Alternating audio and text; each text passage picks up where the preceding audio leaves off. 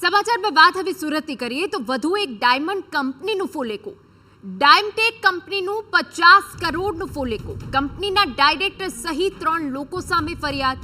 જયમ સોનાણી, અગત્ય સોનાણી અને મહેશ સોનાણી સામે ફરિયાદ છે. જુસ્કો જનરલ ટ્રેડિંગ કંપનીના ડાયરેક્ટર ભોગ બન્યા હોવાની વિગત છે. અંકુશ નાકરાણી છેતરપિંડીનો ભોગ બનતા ભોપાળું સામે આવ્યું. નાણાં ચૂકવવામાં ઠાગાઠૈયા ઉપરાંત ધમકી પણ આપવામાં આવી હતી. પહેલા નોર્તે જ આરોપી પિતા પુત્રોના સોનાણી જ્વેલર્સનું ભવ્ય ઉદ્ઘાટન કર્યું હતું, ત્યારે સોનાણી પિતા પુત્રો સામે ગુનો નોંધાતા ડાયમંડ ઇન્ડસ્ટ્રીમાં ખળભળાટ મચી ગયો છે.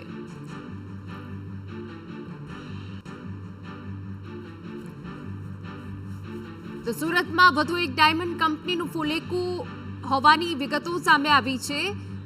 અમારા સંવાદદાતા બળદેવ સુથાર વધુ વિગતે વાત કરવા જોડાયા છે. બળદેવ, પૂરી વિગત.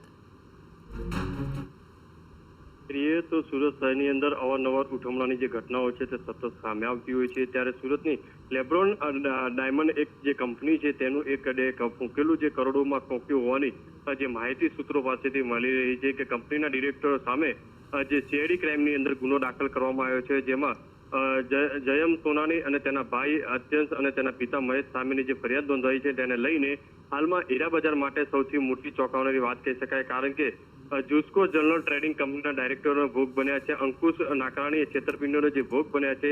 ભોપાળું બહાર જે સામે આવતાની સાથે નાણાકીય ચૂકવવાના જે વાયદા જે કરવામાં આવતા હતા, ધમકી આપવામાં આવતી હતી, અને પહેલા નોર્તે જ આરોપી પિતા પુત્ર અને જે જ્વેલર્સ છે, જે એક સુરત શહેરની અંદર એક જે જ્વેલર્સનું પણ ઉદ્ઘાટન કરવામાં આવ્યું હતું.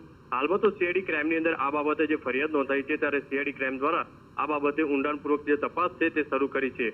પણ જે રીતે સામે દિવાળી આવી રહી છે અને આ લેબ્રોન ડાયમંડની અંદર આ રીતે ઉઠમણું કરતાની સાથે જ હીરા બજાર માટે સૌથી મોટી અસર થઈ શકશે આવનારા સમયની અંદર. બિલકુલ, આભાર તમામ વિગતો બદલ.